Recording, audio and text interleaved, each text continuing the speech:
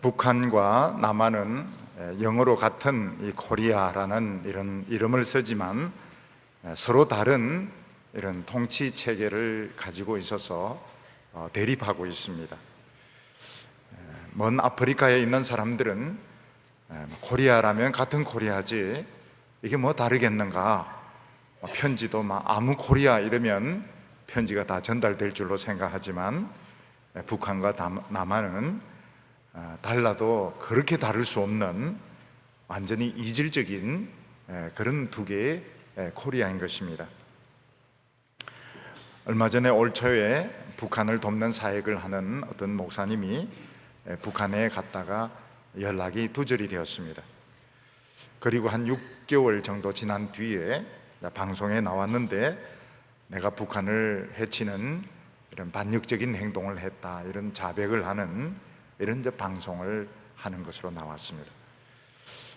사람들은 그래도 북한이 정상적인 국가일 것이다, 정상적인 나라일 것이다, 이렇게 생각을 할 때가 많은데 북한은 절대로 정상적인 나라가 아니라는 것을 기억을 해야 됩니다.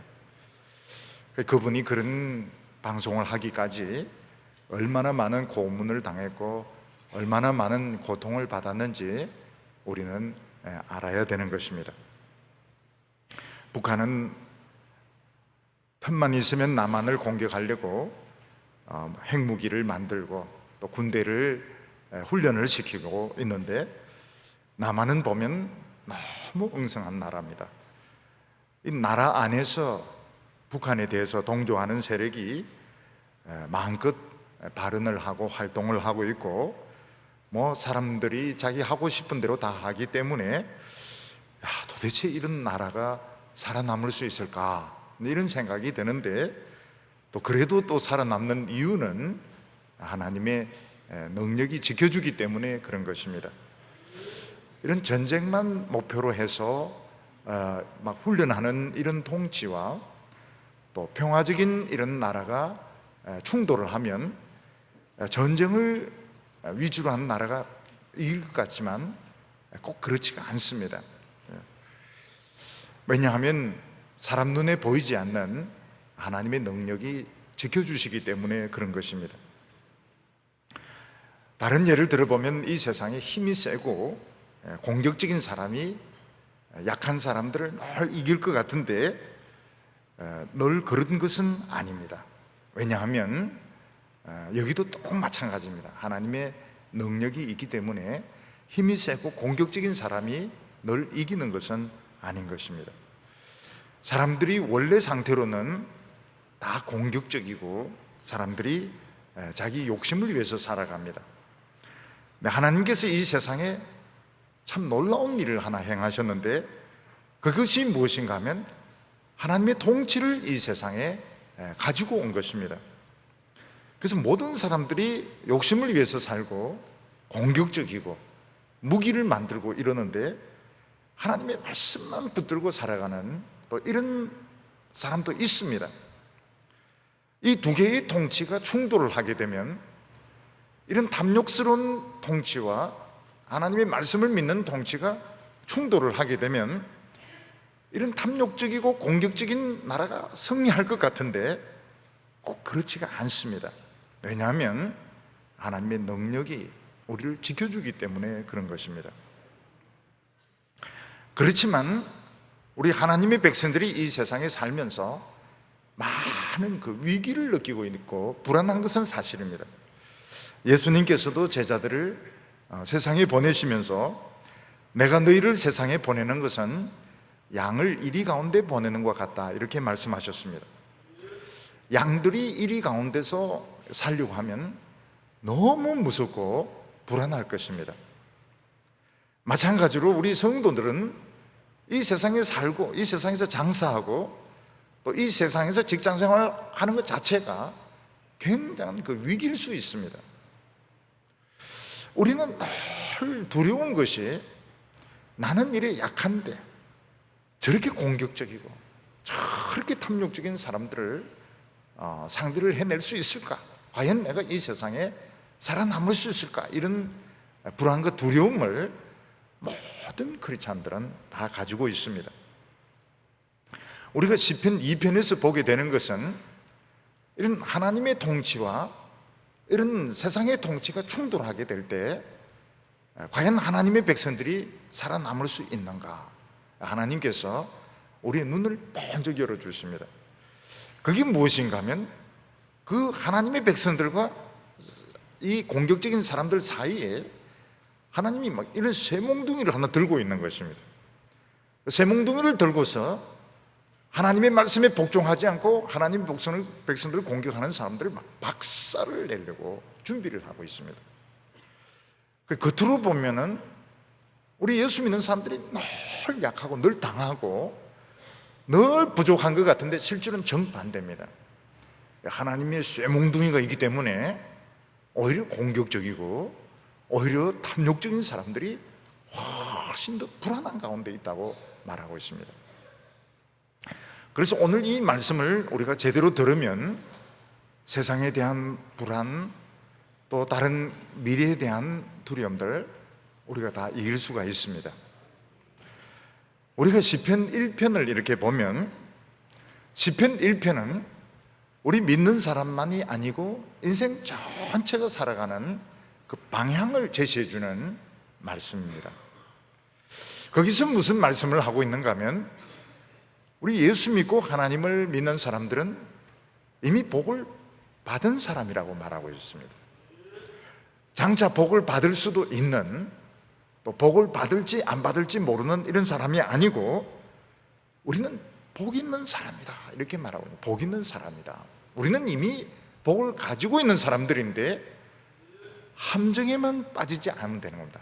함정에만 안 빠지면 우리 인생은 성공적인 인생을 살 수 있다 이렇게 말하고 있습니다. 우리가 이 함정에 안 빠지는 것이 무엇인가 하면 악인의 그 어드바이스, 세상적인 이야기를 듣지 않는 것입니다. 죄인들이 가는 그 길을 가지 않는 것입니다. 오만한 자의 그 자리에 앉으려고 하지 않는 것입니다. 그 대신에 성경 속에 들어있는 그 진리를 우리가 끄집어내서 내 것으로 만들기만 하면 엄청난 축복을 우리가 사용할 수 있다고 말씀하고 있습니다. 근데 시편 2편에서는 무슨 말씀을 하고 있는가 하면 이 세상에 하나님의 통치가 있고 인간의 통치가 있습니다. 그냥 말씀만 믿고 따라가는 순한 사람들이 있는가 하면 이리처럼 공격적이고 약탈적인 이런 통치가 충돌하게 될 때에 과연 하나님의 백성들이 살아남을 수 있을까? 걱정하지 말라고 말하고 있습니다. 불안한 사람들은 탐욕적인 사람들이고 공격적인 사람들이고 하나님의 무서운 쇠몽둥이가 있기 때문에 우리 예수 믿는 사람들은 두려워할 것이 아무것도 없다고 말씀하고 있습니다. 오늘 첫 번째는 이 세상 사람들의 그 적대감에 대해서 말씀하고 있습니다. 우리는 한 번도 가보지 못한 곳에 어떻게 가게 되었는데 거기 있는 사람들이 외지 사람들에서 아주 그 적대적인 그런 모습을 보면서 굉장히 그 두렵고 불안을 느낄 때가 있습니다. 또 어떤 경우에는 우리 성도들이 학교를 다니고 또 직장 생활을 하면서 이런 그 아주 거친 사람들, 아주 공격적인 이런 사람들을 당해서 배척을 받고 굉장히 그 어려움을 겪는 이런 경우들이 많이 있습니다. 이때 우리는 그 현실에 대해서도 굉장히 비관적으로 보게 되고 미래에 대해서도 아주 그 불안하게 됩니다. 교직에 있는 분들이 학교 가기가 싫어요. 왜냐하면 다른 선생님들이나 다른 교수들이 너무 사납고 공격적이면 학교를 가기가 싫어요. 직장 가기가 싫어요. 아이들 중에서는 나 학교 안 갈래 이러는 사람들이 있습니다. 이거는 모든 하나님의 백성들이 다 겪고 있는 것입니다. 오늘 1절 말씀을 보면 어찌하여 이방 나라들이 분노하며 민족들이 헛된 일을 꾸미는가 이렇게 말씀하고 있습니다. 우리 예수 믿는 사람들, 하나님의 백성들이 세상에 나가서 사회생활을 하다 보니까 그 이방 나라 사람들, 하나님을 안 믿는 사람들이 너무 화를 내는 것입니다.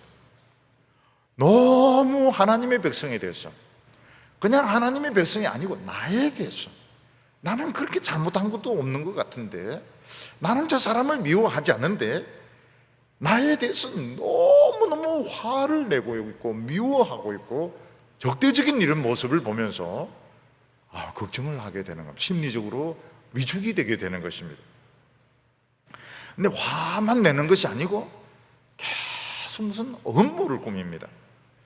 그 음모가 무엇인가 하면, 어떻게 하면 저 사람을 더 괴롭힐 것인가, 어떻게 하면 저 사람을 더 불안하게 해서 여기서 쫓아낼 것인가, 어떻게 하면 저 사람을 죽일 것인가, 이런 것을 자꾸 생각을 하고 계획을 짜고 음모를 만들어내는데, 성경은 뭐라고 말하고 있는가 하면 헛된 짓을 하고 있다, 이렇게 말하고 있습니다.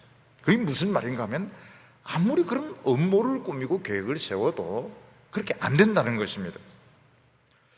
우리도 하나님을 믿기 전까지만 해도 세상 사람들과 문제가 없었습니다. 적대감을 느끼지 못했습니다. 왜냐하면 우리와 세상 사람들이 생각하는 게 똑같았습니다. 근데 우리가 예수를 믿고 하나님을 믿게 되면서 이질적인 그런 이질감이 생기게 되었습니다. 왜냐하면 우리가 하나님을 믿으면서 너무 많은 것을 알게 된 겁니다. 그전에는 세상이 전부고, 세상 사람들과 사이좋게 지내고 가족들에게 최선을 다하고 세상에서 인정받는 것이 참 인생에 성공하는 것이라고 생각했는데, 예수 믿고 나니까 엄청난 세계를 발견하게 된 겁니다. 이 세상은 아주 조그마한 그 일부분에 불과하고 더 큰 세계가 있는데, 우리는 하나님을 믿어야 되고 하나님께 예배를 드려야 되고 우리는 하나님의 영광을 위해서 살아야 된다는 걸 알게 되는 것입니다. 그러면서 우리에게는 많은 변화가 일어나게 됩니다. 어떤 변화가 일어나게 됩니까? 세상 일에 대해서 그렇게 목숨 걸고 덤벼들지 않습니다. 세상 일에 대해서 그렇게 협조적이지가 않습니다. 오히려 우리의 많은 시간과 열정을 예배 드리는데, 하나님의 말씀을 배우는데 이쪽으로 더 많은 시간과 열정을 우리가 쏟아붓고, 세상 일은 안 하는 것은 아니지만 그렇게 협조적이거나 헌신적이지 않습니다.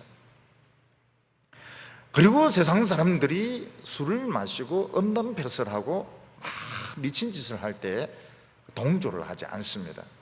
아무리 하자고 해도 동조를 하지 않습니다. 그리고 어느 순간부터 공격적인 이런 성향들이 없어지기 시작합니다. 이것을 세상 사람들은 우리가 자기들을 버렸다, 우리가 자기들을 배신했다, 이렇게 생각해서 굉장히 그 오해를 하게 되는 것입니다. 그리고 세상 사람들은 자기들이 이 세상에서 성공한 것을 굉장히 중요하게 생각합니다. 높은 자리에 올라가고 돈을 벌고 성공한 것을 아주 대단하게 생각합니다. 근데 하나님의 백성들은 잘난 것도 없는 주제에 그런 거 잘 인정해 주지 않고 제일 기분 나쁜 게 뭔가 하면 아첨을 안 해줍니다. 아첨을 막 이렇게 해줘야지, 아첨을 해줘야 이 기분이 나는데 아첨을 주고도 못하는 것입니다. 그러니까 이 세상 사람들은 화가 나는 겁니다. 왜 내가 이 성공한 걸 안 알아주느냐? 나는 최고가 되고 싶은데, 최고가 되려고 하면 하나님을 이겨야 되는데 하나님은 눈에 안 보이니까 하나님의 백성들을 짓밟고 하나님 백성들을 굴복시킴으로써 자기가 최고라는 이런 우월감을 가지려고 하는 것입니다. 2절에 보면 세상의 군왕들이 났으며 간원들이 서로 꾀하여 여호와와 그의 기름 부음 받은 자를 대적하며 우리가 그들의 맨 것을 끊고 그의 결박을 벗어버리자 하도다. 처음부터 왕들이 나서는 것은 아닙니다. 처음에는 그 개개인들, 특히 친했던 사람들 사이에 신앙 때문에 갈등이 생기고 미움이 생기게 됩니다. 어떤 분들은 며느리를 그렇게 미워하고, 예수 믿는 며느리를 그렇게 미워하고, 어떤 사람은 교회 나가는 아들을 그렇게 미워하고, 얼마나 들들 볶는지 그 며느리가 무슨 고백을 합니까? 너의 하나님 어디 있느냐 하오니 눈물이 주야로 내 음식이 되었나. 얼마나 울게 만든지 얼마나 가슴 아픈, 너무너무 속상하게 하는 이런 말들을 일부러 많이 하는 것입니다. 그런데 그리고 이게 이제 사회 문제가 되기 시작합니다. 그러면서 군왕들이 나서고 왕들이 나서고 관원들이 나서면서 하나님의 백성들을 막 탄압을 하기 시작하는 것입니다. 이때 하나님의 백성들은 참 그 존재의 그 위기를 느끼게 됩니다.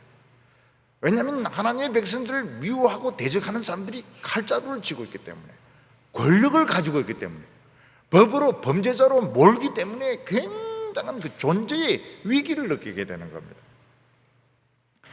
여러분, 이 세상에 권력 잡은 자들을 마귀가 그냥 둡니까?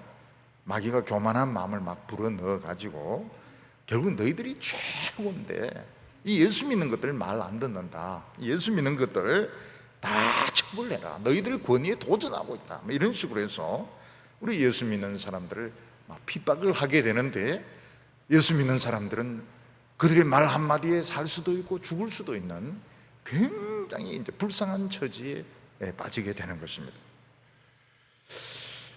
다윗 시대에 이스라엘 주위에 있는 나라들을 이렇게 보면 그들이 그 다윗을 너무너무 미워했습니다.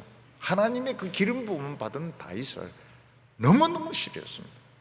다윗이 왕 되었다는 걸 알고는 막 전부 막 너무너무 욕을 하고 비난하고 막 공격을 하려고 했던 것입니다. 왜냐하면 이 다윗이라는 사람이 무슨 세상적으로 유능하고 똑똑한 사람이 아니었습니다. 오히려 이 사람 막 쫓겨다니는 사람이었고 비천한 출신인데 하나님의 말씀이 미친 사람입니다. 하나님의 말씀이 미치니까 어떻게 됩니까? 능력이 나타나고 기적이 나타나는데 이 세상 어느 누구도 감당을 할 수가 없는 것입니다. 저 바보 같은 놈, 저 비천한 사람 왜 저렇게 능력이 나타나는 거냐. 그래서 주위에 있는 왕들과 관원들이 그렇게 시기하고 미워했다고 말하고 있습니다. 그들은 무슨 이야기를 합니까? 지금 말씀 붙들고 저렇게 능력을 나타내는 것은 우리도 말씀의 종으로 삼으려고 하는 거다. 우리에게도 그 멍에를 씌우려고 하는 것이다. 우리는 죽었으면 죽었지 하나님의 말씀을 우리 복종 안 한다. 그래서 그렇게 반발을 했던 것입니다. 우리가 이것을 보면 알 수 있는 것이 뭔가 하면 세상 사람들이 하나님 백성들을 그렇게 미워하는 것은 시기심 때문입니다. 뭔가 말로 설명할 수 없는 고상함, 뭔가 설명할 수 없는 당당함, 이게 너무너무 기분이 나쁜 겁니다. 그래서 그 사람들을 시기해서 미워하는 것입니다. 우리는 처음에 세상 사람들이 막 미워하고 이러면 내 인격이 부족해서 그렇다, 내가 사회적인 경험이 부족해서 그런가 보다, 처음에는 좀 그런 부분도 있을 겁니다. 그렇지만 결국 가보면은 다릅니다. 결국 가보면 시기심 때문에, 뭔가 설명할 수 없는 고상함, 뭔가 설명할 수 없는 그 당당함, 그것 때문에 그렇게 미워하는 것입니다. 그리고 세상 사람들도 우리가 뭔가를 가지고 있다는 게 압니다. 그게 뭔가 하면 하나님의 말씀에 끈을 가지고 있는데 이게 그렇게 능력이 있는 것입니다. 하나님의 말씀의 끈 때문에 그렇게 힘이 있고 능력이 있는데 혹시라도 이 하나님의 말씀의 끈을 자기들에게 씌울까 싶어서 그렇게 두려워한다고 말을 하고 있습니다. 그래서 우리 성도들은 현실에서 불안할 때가 많습니다. 직장생활 하면서도 사회생활 하면서도 불안할 때가 많습니다. 왜냐하면 나는 별로 힘이 없는데 주위 사람들은 자꾸 시기한 사람들이 많아요. 또 미래에 대해서도 굉장히 불안해합니다. 내가 이렇게 해서 앞으로 어떻게 살아갈 것인가. 현재에 대해서도 불안해하고 미래에 대해서도 불안해하는 그런 마음이 많게 됩니다. 그것은 세상 사람들과 우리가 다르기 때문입니다. 세상 사람들이 우리에 대해서 시기하기 때문에 그런 것이고 우리가 이 세상 사람들과는 다르기 때문에 그런 일이 일어나게 되는 겁니다. 그래서 교인들 중에서 내만 불안해하는가, 나만 미래에 대해서 자신이 없는가, 그게 아니고 모든 신앙인들이 다 그렇습니다. 모든 신앙인들이 지금 현실에 대해서 뭔가 좀 불안해하고 있고 미래에 대해서도 자신이 없는 이런 불안한 가운데서 살아가고 있는 것이 우리의 형편인 것입니다. 오늘 두 번째로는 세상의 이런 반응에 대해서 하나님은 어떤 생각을 가지고 있느냐 하는 것입니다. 세상 사람들이 전부 아주 왕들까지, 관원들까지, 일반인들까지 나와서 하나님을 대적하고 하나님의 백성들에서 막 분노할 때 하나님은 어떤 반응을 보일까? 우리 좀 궁금합니다. 우리 생각으로는 하나님도 좀 걱정이 되실 것 같아요. 왜냐하면 우리 성도들이 얼마나 불안합니까? 하루하루 살아가는 것이 얼마나 불안하고 미래에 대해서 얼마나 걱정이 됩니까? 그래서 하나님께서 우리 백성들이 참 오해를 받는구나, 우리 백성들이 불안해하는구나, 하나님은 걱정하실 것 같은데 하나님 걱정을 안 하세요. 하나님은 뭘 하고 계십니까? 지금 웃고 계신다고 말씀하고 있습니다. 4절에 하늘에 계신 자가 웃으시며 주께서 그들을 비웃으시리로다. 이 세상 사람들이 하나님의 백성들에 대해서 시기하고 하나님의 백성들에 대해서 적대적인 것을 보면서 하나님은 웃고 계십니다. 왜 하나님은 웃고 계실까? 우리는 지금 걱정이 되어서 죽겠는데 왜 하나님은 웃고 계실까요? 그들은 하나님 백성을 해칠 능력이 없기 때문입니다. 예를 들어서 어떤 깡패나 강도가 경찰에 붙들려서 수갑차고 가면서 막 주먹질을 하면서 너 죽어 이렇게 하면 아무도 두려워하지 않습니다. 왜냐하면 지금 붙들려 가는 주제에 지가 큰 소리 쳐봐야 무슨 힘이 있겠습니까? 마찬가지로 세상 사람들이 아무리 하나님 백성을 쫓아내려고 하고 하나님의 백성들에 대해서 위협적이라 하더라도 너 두고 보자, 너 두고 보자, 내가 복수하겠다, 뭐 이런 못된 말을 막 할 때 하나님께서 웃고 계신 이유는 그들은 하나님 백성을 해칠 능력이 없기 때문입니다. 그들은 아무 힘이 없습니다. 힘이 없는데도 모르고 그렇게 막 인상을 쓰고 이빨을 드러내면서 위협을 하는 것입니다. 우리가 1장 4절 말씀을 보면 악인은 그렇지 않으며 오직 바람에 나는 겨와 같도다. 악인은 힘이 하나도 없습니다. 힘이 없기 때문에 아무리 위협적이고 아무리 복수하겠다고 해도 힘이 없는 것입니다. 그런데 이 악한 자들의 분노가 하나님에게는 힘이 없겠지만 우리 성도들에게는 힘이 있습니다.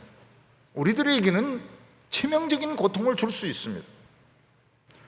예를 들어서 직장에서 상사가 교회 다니는 부하를 막 미워해서 들들 볶을 때 영향을 줄 수 있습니다. 아버지, 교회 안 다니는 아버지가 교회 다니는 딸에게 막 미워할 때 영향을 줄 수 있습니다. 하나님은 웃고 계시지만 우리는 웃을 수 없습니다. 우리는 이게 심각한 문제예요. 하나님은 웃으시리로다 하는데 우리는 이 웃음이 나지 않습니다. 오히려 우리는 막 진액이 다 빠져가는 것 같고 우리는 속에 있는 그 자존감들이 막 깨어지고 허물어지고 아유 정말 내가 여기 버틸 수 있는가, 살아야 되는가, 죽어야 되는가, 막 생사가 막 왔다 갔다 할 수 있는 그런 데 고통이 되는데 하나님께서는 웃고 계신 것입니다. 하나님은 우리가 이렇게 지금 힘들고 우리의 처지가 이렇게 다급한데 왜 하나님은 웃고 계시는가? 하나님께서는 철저하게 악의 세력을 컨트롤 하고 계십니다. 하나님께서 좀 내버려 두시는 것은 우리를 훈련시키려고 하는 것이지 우리를 망하게 하려고 하는 것이 아닌 겁니다. 그래서 딱 정확한 선이 있습니다. 하나님이 정확한 선, 그걸 벗어나서 우리를 뭐 뜯어먹거나 그렇게 하지 못하면 딱 정확한 선 안에까지, 그 안에서 우리를 괴롭히는 것입니다. 그렇게 해서 하나님은 뭘 원하십니까? 그런 훈련을 통해서 울고 기도하게 됩니다. 우리가 평소에 기도를 잘 합니까? 잘 안 합니다. 평소에 기도를 잘 안 합니다. 모든 일이 잘 되고 있으면 기도 잘 안 합니다. 언제 기도합니까? 식사 때 얼른 해버립니다. 얼른. 그리고는 이제 기도 잘 안 합니다. 하나님께서 기도 좀 해야 될 텐데 기도를 왜 안 할까? 그래서 나쁜 놈 하나 보내줍니다. 기도 얼마나 합니까? 한평생 안 했던 기도를 한 두어 달 다 합니다. 얼마나 기도를 하고 얼마나 울고 얼마나 매달리는지 모르겠어요. 왜냐하면 다급하니까요. 그러면서 하나님은 우리 속에 있는 정직하지 못한 것, 옛날에는 예수 믿는 사람들이 거짓말 안 했거든요. 예수 믿는 사람들 목사는 거짓말 안 했거든요. 지금은 보면 이 거짓말을 그냥 예사로 합니다. 예사로. 거짓말 예사로. 세상이 그렇게 변해버린 것입니다. 증거 딱 갖다 대도 딴소리 할 정도로 너무너무 이 세상이 달라졌어요. 하나님께서 기도도 안 하지, 거짓말도 잘하지. 그리고 잘난 체는 또 얼마나 잘난 체 하는지 몰라요. 삼박자를 다 갖추고 있습니다. 하나님께서 그런 함정에 빠지지 말라고 누누이 이야기를 했는데 얼마나 잘난 체를 하고 얼마나 거짓말을 잘하고 얼마나 기도를 안 하고. 하나님께서 아끼고 아끼던 악질 하나를 딱 갖다 붙여주면 한 두어 달 안에 기도를 하는데 정말 기도를 열심히 합니다. 혼자 기도합니까? 아닙니다. 부부가 손잡고. 전에는 그 손을 가지고 이제 리모컨 서로 뺏고 이랬는데 이제는 손잡고 살아남아야 되니까, 이제는 어떻게 하든 살아남아야 되니까 기도하고, 어떻게 하든 진짜 기도가 눈물이 나와요. 눈물이 나오고 정말 간절한 기도하고. 누가 당신 참 훌륭합니다, 그런 소리 하지 마라, 그런 소리 하지 마라. 무슨 훌륭한 게 그런 게 있냐고. 나 지금 완전히 밑바닥에서, 인생 밑바닥에 있는데 그런 소리 하지도 말라고요. 그러면서 그 훈련이 되고 난 뒤에는 이 악질은 어느 순간 딱 퇴장을 해버립니다. 엑스트라하기 때문에. 하나님의 백성들을 실컷 훈련시켜 놓고 이 훈련시킨 이 악질은 그냥 없어져 버려요. 그냥 어느 순간 그냥 사라져 버립니다. 그러니까 하나님은 웃고 계신 거예요. 하나님의 백성들을 또 훈련시킬 수 있는 좋은 이런 기회가 생겼다. 그렇지만 절대로 그 이상은 건드리지 못합니다. 오늘 얘기 세 번째로 보면 하나님이 우리의 살 길에 대해서 선포하고 있는 것을 볼 수 있습니다. 하나님은 어떻게 하면 우리 모든 인간들이 멸망하지 않고 영원히 살 수 있느냐. 6절에 내가 나의 왕을 내 거룩한 산 시온에 세웠다 하시리로다. 하나님께서는 우리 인간이 아무리 똑똑하고 아무리 노력을 많이 해도 우리 힘으로는 절대로 살 수가 없습니다. 하나님께서는 우리 인생 전체의 문제를 가지고 거래를 하자, 딜을 했습니다. 딜을. 그 딜이 뭔가 하면 시온에 한 왕을 세웠는데 우리가 그 왕을 절대적으로 믿으면 우리는 다 사는 겁니다. 우리가 무슨 상태에 있고 어떤 죄에 저지르고 어떻게 살아왔든지 간에 하나님이 시온에 세운 그 왕을 믿기만 하면, 우리가 믿기만 하면 우리 무조건 사는 것입니다. 그 대신에 우리의 철학으로, 우리의 종교적인 노력으로, 우리의 선행으로는 절대로 살지 못합니다. 절대로 한 사람도 살은 적이 없습니다. 우리가 영원히 멸망하지 않는 유일한 길은 하나님이 시온에 세운 이 왕을 믿으면 살게 해주겠다. 이게 하나님의 영원한 뜻입니다. 우리가 아무리 자기 생각을 믿고 자기 감정을 믿고 자기 감정이 순수하고, 순수한 감정이 어디 있습니까? 순수한 감정은 없습니다. 절대로 살 수 없습니다. 하나님이 시온에 세운 이 왕을 믿으면 사는 겁니다. 근데 이 왕을 믿는다 하는 것은 왕의 그 존재를 안다든지 공부한다는 그런 뜻이 아닙니다. 그 왕이 나를 대신해서 죽기 때문에 내가 그 왕과 함께 죽고 내가 그 왕과 함께 살아나고 영원히 그 왕과 하나가 되어야 살 수가 있습니다. 7절에 보면 내가 여호와의 명령을 전하노라.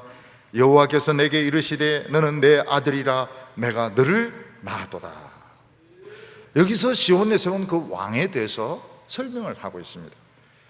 여호와의 명령을 전하노라 하는 것은 하나님의 명령, 절대적인 명령을 땅끝까지 전해라고 말씀하시는 것입니다. 옛날에는 왕이 어떤 명령을 내리면 어떻게 됩니까? 중간에 말들을 가진 이런 대가 있어서 그 말을 갈아타면서 빠른 시일 내에 전국에 이 사실을 알리도록 만듭니다. 예를 들어서 왕이 어떤 사람을 살리라, 어떤 사람은 죽여라, 왕의 명령이 이제 바뀌었습니다. 그러면 빨리 가서 그 관청이나 그 사형 집행하는 곳에 왕의 명령을 전달을 해야 됩니다. 근데 너무 늦게 가는 바람에 사형이 이미 집행돼서 사람 죽어버리면 이거는 이제 소용이 없는 것입니다. 마찬가지로 하나님은 전 세계에 있는 모든 인간들에게 수단과 방법을 가리지 않고 이 하나님의 명령을 빠른 시간 안에 전하라고 했습니다. 그게 무엇인가 하면 시온에 세운 이 왕을 믿으면 산다는 것입니다. 그리고 이 시온에 세운 왕에 대해서 이렇게 말씀하고 있습니다. 너는 내 아들이라 내가 너를 낳았도다, 이렇게 말씀하고 있습니다. 하나님께서 시온에 세운 이 왕은 어떤 왕입니까? 너는 내 아들이라, 하나님의 아들입니다. 이 왕은 인간이 아닙니다. 이 왕은 하나님의 아들입니다. 내가 너를 낳았도다 하는 것은 이 하나님의 아들을 성부께서 만드셨다, 그런 뜻보다는 그가 인간의 몸으로 이 세상에 오신 것을 말하는 것입니다. 그러니까 이 시온에 세운 왕의 정체가 그는 하나님의 아들입니다. 그런데 그는 또한 인간으로 이 세상에 나셨습니다. 그가 인간으로 이 세상에 오셔서 우리의 모든 허물과 죄를 다 책임을 졌습니다. 그래서 우리에게 필요한 것은 믿음입니다. 믿음. 이해가 아닙니다. 이해, 토론, 회의 이런 게 아닙니다. 믿으면 사는 겁니다. 믿으면 사는 것이고 믿지 않으면 죽는 것이고. 하나님은 이 왕에게 두 가지를 약속을 했습니다. 그가 인간으로 오시는 그 조건으로 두 가지를 약속했습니다. 하나는 무엇인가 하면 8절에 내게 구하라. 내가 이방 나라를 내 유업으로 주리니 내 소유가 땅끝까지 이르리로다. 이 왕은 인간이 됨으로써 하나님에게 무한히 요구할 수 있는 이 권한을 받게 됩니다. 그런데 그가 하나님께 요구한 건 전 이방을 다 달라는 것입니다. 모든 인간을 나에게 다 달라. 그렇게 해서 이 이방들이 그의 그 소유가, 그의 땅이 땅끝까지 이르게 돼요. 누구든지 모든 이방이 예수를 믿을 수 있는 이런 자격을 얻게 되는 것입니다. 그리고 또 하나 허락한 것이 무엇인가 하면 이 왕을 우습게 알고 믿지 않는 자는 철저히 심판하는 권한을 주셨습니다. 9절에 보면 내가 철장으로 그들을 깨트리며 질그릇같이 부수리라. 대개 이 그리스도를 안 믿는 사람들은 어떤 사람들입니까? 똑똑하고 힘이 있고 능력이 있는 사람들입니다. 그들은 이 시온에 있는 이 왕을 바보로 압니다. 하나님께서는 이 시온에 있는 왕에게 쇠몽둥이를 주십니다. 이 쇠몽둥이를 주시는데 인간이 아무리 똑똑하고 능력이 있다 하더라도 이 그리스도 앞에서는 전부 질그릇과 같습니다. 이 쇠몽둥이를 가지고 한번 치면 어떻게 됩니까? 전부 박살이 나게 됩니다. 세상에 그 어떤 권세를 가진 사람도, 어떤 능력 있는 사람도 전부 박살이 나는데 수습이 되지가 않습니다. 그래서 이 그리스도가 인간이 되면서 두 가지 권한을 받게 되는데, 하나는 무엇입니까? 이방을 나에게 주세요. 그래서 이 시편에, 그것도 시편 2편에, 3편도 아니고 4편도 아니고 2편에 벌써 이방을 소유로 가진다, 이 내용이 나옵니다. 굉장히 놀라운 사상입니다. 그의 소유가 땅 끝까지 미치리로다. 그리고 이 하나님의 왕을 믿지 않은 사람들 다 자기 나름대로 다 한 가닥씩 하는 사람들입니다. 그런데 그는 쇠몽둥이 철장을 가지고 전부 부수는데 가루로 만드는 것입니다. 그래서 그리스도의 심판대 앞에 나타날 때 제대로 형체를 가지고 나타날 그런 사람이 없습니다. 자신이 어떤 지성인이고 자신이 어떤 법을 전공했고 이래도 그 그리스도의 쇠몽둥이에 맞으면 막 박살이 나기 때문에 흔적도 없어요. 내놓을 것이 없는 것입니다. 지금도 마찬가지입니다. 지금도 우리 하나님의 백성들이 세상에 대해서 그렇게 협조적이지 않습니다. 물론 최선은 다하지만 옛날 아무것도 모를 때처럼 막 살똥죽을똥 덤벼들지 않습니다. 그리고 예배를 드리고 하나님의 뜻을 생각하고 공격적이지 않습니다. 이것을 보고 못 잡아먹어서 막 잡아먹으려고 난리를 치는 이런 사람들이 주위에 많이 있습니다. 근데 우리 왕은 그 앞에 쇠몽둥이 들고 이제 왔다 갔다 하는, 왔다 갔다, 지금도 왔다 갔다 하는 것입니다. 어디 내 백성을 향해서 으르렁거리냐.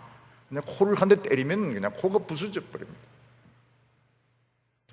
우리가 이 믿음의 눈이 없으면 하나님은 왜 이 세상에서 나를 약하게 만드셨을까? 과연 내가 할 수 있는 것이 무엇일까? 난 도무지 앞으로 살아날 자신이 없다, 그런 생각을 가지게 됩니다. 근데 시편 2편을 가지고 우리가 세상을 보면 어떻습니까? 정반대입니다. 그건 사실입니다. 세상 사람들이 어르렁거리고 공격적이고 오만한 것은 사실인데, 우리의 왕이 지금 쇠몽둥이를 들고 왔다 갔다 하면서 덤벼들기만 하면 이걸 때리려고 지금 준비를 하고 있는 것입니다. 세상에 아무리 사나워도 그리스도 앞에서는 사나운 개 한 마리입니다. 개 한 마리 때리면은 박살이 나는 거예요. 그래서 주님은 약한 분이 아닙니다. 우리 예수 믿는 사람도 약한 분이 아닙니다. 그래서 누가 어르렁거리면 이야기하세요. 쇠몽둥이 보여? 이렇게 이야기를 하시기 바랍니다. 안 보인다 이러면 큰일 났는데, 안 보이면 큰일 났는데, 조금만 더 오면 큰일 난다고. 조금만 더 어르렁거리면 너 큰일 난다. 너 나는 괜찮은데 너는 지금 큰일 난다고. 잘 보라고. 뭐가 왔다 갔다 하는 거 한번 봐라고. 하나님께서 무슨 이야기를 하십니까? 사람들은 자기 지혜를 더 키우고 능력을 더 키우고 더 많은 것을 가지는 것이 잘 사는 길이라 생각하는데 아니라는 거예요. 하나님의 말씀 듣고 교훈 받는 것이 살 길이라고 말하고 있습니다. 10절에 그런즉 군한들아 너희는 지혜를 얻으며 세상의 재판관들아 너희는 교훈을 얻을지어다. 세상의 군한과 재판관들은 권력을 가진 사람들입니다. 지식이 있는 사람들입니다. 법을 아는 사람들입니다. 그러나 그들이 살 수 있는 길은 그런 게 아닙니다. 성경의 교훈을 받으면, 성경의 지혜를 배우면 살지만 자신들이 가지고 있는 그 권력과 철학과 논리를 믿으면 어떻게 됩니까? 하나님의 쇠몽둥이로 박살이 나게 되는 겁니다.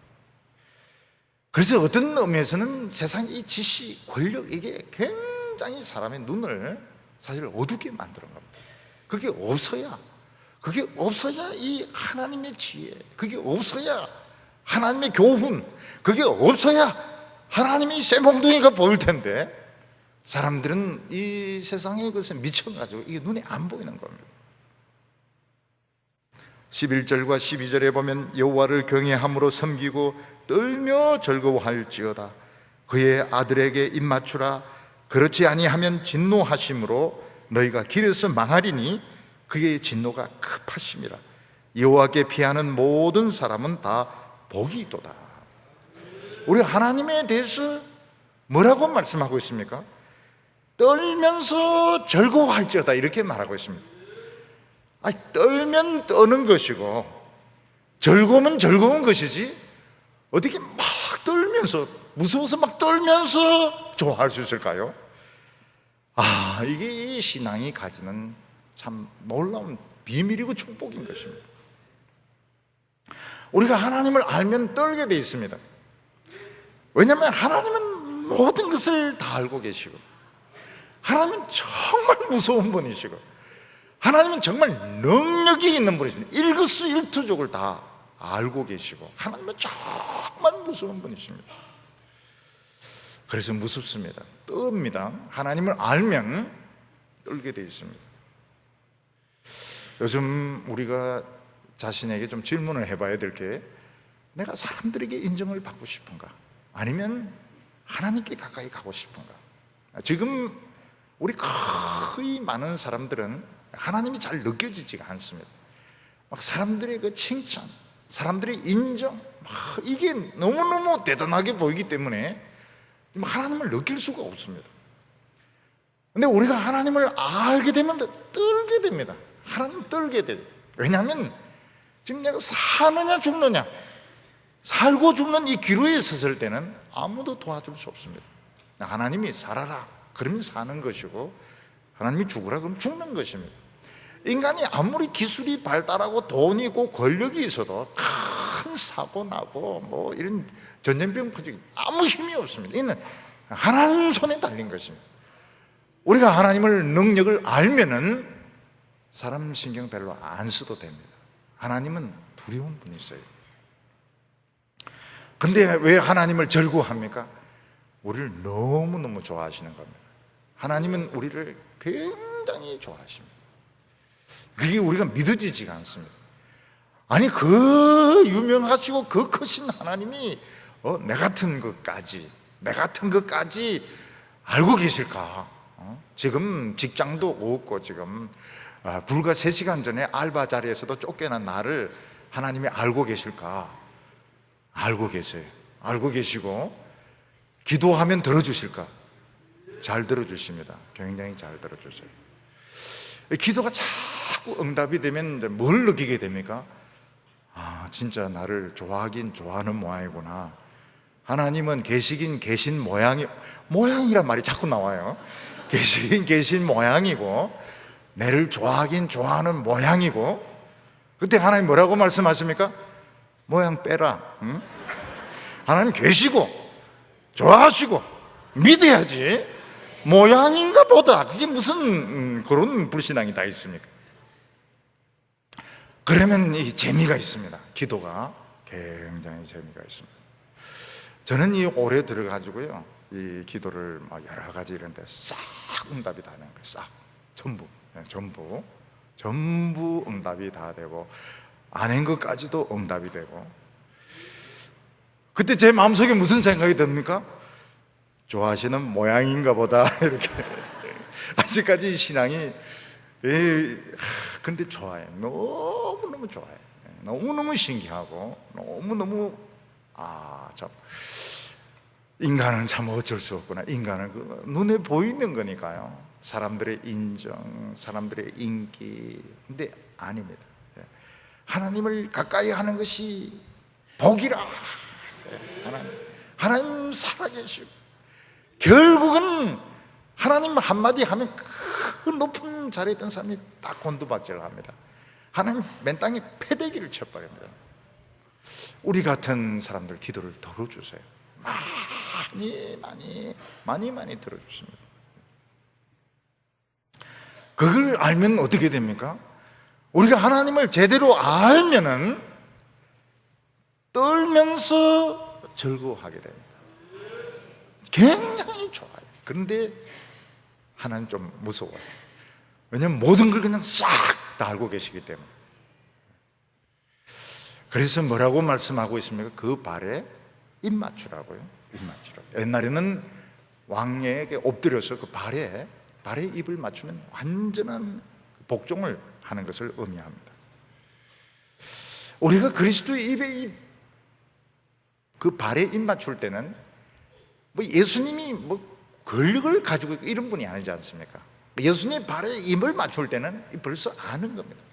예수님이 얼마나 귀한 분이시고, 예수님이 얼마나 나를 위해서 놀라운 일을 하셨고, 얼마나 그 구원이 가치가 있는가. 예수님 발에 입 맞추는 사람은 야채하는 사람이 아닙니다. 권력에 한 자리 하려고 하는 사람이, 예수님을 누군지 알고 입을 맞추는 것입니다. 막달라 마리아는 그냥 예수님의 발에 입을 맞추지 않고 비싼 향유를 붓습니다. 그리고 이제 머리털로 예수님의 발을 닦습니다. 그리고 예수님 발에 입을 맞춥니다. 왜냐하면 이분이 누군 줄 알았기 때문에. 이분은 하나님의 아들이십니다. 이분이 나 같은 죄인, 7 귀신 들려서 미친 이 여자를 위해서 이 세상에 오셨고, 내가 병 나았고 변하여 새 사람 되었고, 그 예수님 발에 입 맞추는 사람은 벌써 자기 그 인생이 얼마나 변했는가, 얼마나 가치 있게 변했는가 그걸 아는 사람입니다. 우리가 얼마나 방황을 많이 했으면, 우리가 얼마나 기가 막힌 그 죄에서 빠져서 헤매고 있었으면, 예수님께서 나를 얼마나 고상하게 만들어주셨고 깨끗하게 만들어주는지 안다면, 우리는 사람들 앞에서 뭐 목에 힘을 주고 뭐 잘난 체하고 웅변하고 연설하고 필요 없습니다. 예수님 발에 입을 맞추면서, 예수님 고맙습니다, 예수님 정말 너무 놀라운 일을 하셨습니다, 내가 예수님을 영원히 사랑하겠습니다, 이런 고백을 하게 되는 것입니다. 그런데 그렇지 않는 사람은, 예수님의 발에 입도 안 맞추고 예수님 머리를 막 때리고 얼굴에 침 뱉고 이런 사람은 어떻게 됩니까? 길에서 다 죽을 거라고 했습니다. 왜냐하면 하나님의 진노가 굉장히 급합니다. 지금 하나님이 참고 계신 거예요. 지금 막 진노를 쏟아부어야 되는데 하나님이 막 참고 계신 것입니다. 굉장히 급하고 지금 여유가 없어요. 지금 어디 외국에 지금 골프 치러 갔다 오고 어디 여행 갔다 이럴 여유가 없어요. 굉장히 급한 겁니다. 하나님께서 그 사랑하는 아들을 시온에 세워놓고 거기서 구경거리가 되게 하시고 치욕을 당하게 하시고 거기서 우리의 모든 그 죄를 다 책임을 지시고 우리를 살려놓으셨는데 침을 뱉고 욕을 하고 무관심하고 골프 치러 나가고 놀러 나가고 자기 별것도 아닌 학벌 가지고 자랑하고 세상적인 이런 거 가지고 자랑하고, 하나님이 막 진노하시는데 급한 겁니다. 길에서 죽을 거라고 말했습니다. 지금 비가 막 올라가는데 갑니다. 그러면 뭐라고 합니까? 우산 가져가세요. 길에서 비 맞을 겁니다. 이렇게 말합니다. 지금 상황이 지금 이런 거예요. 지금 우리 인간에 대한 위치는 굉장히 급합니다. 자기가 하고 싶은 거 다 하고 놀고 싶은 거 다 놀고 신앙에 대해서 한번 관심을 가져보자, 이게 아닙니다. 길 가다가 소낙비를 만날 지금 이런 형편에 있는데 우리 인간들은 그걸 모르고 있는 것입니다. 그런데 여호와께 피하는 자는 복이 있습니다. 하나님의 말씀을 믿고 하나님께 피하는 자는 복이 있습니다. 멸망에서도 살고 복까지 받게 됩니다. 성경은 우리는 이미 복을 받은 사람이라고 말하고 있습니다. 함정에 빠지지만 않는다면, 함정에 우리가 자신의 그런 오만한 길을 가지 않고 죄 짓는 그런 길에 가지 않고 사람의 하는 말, 왜 그 사람의 하는 말을, 귀가 왜 그래 얇은 거예요? 귀가 왜 그래 얇아요? 그동안 성경 말씀 들은 것은 다 어디서 묻고 누가 한마디 속닥속닥 하면 왜 그걸 따라가는 거예요? 사람의 말 들으면 안 된다는 거예요. 성경 말씀 아니면 들으면 안 된다니까요. 왜 텔레비전에서 나오면 막 그거 사러 가고 그렇게 하는 거예요? 그래 하지 마라 그랬는데. 대적하는 사람들이 많은 것은 정상적인 겁니다. 우리 성도들은 현실에 불안해하고 있습니다. 우리는 미래에 대해서도 자신이 없습니다.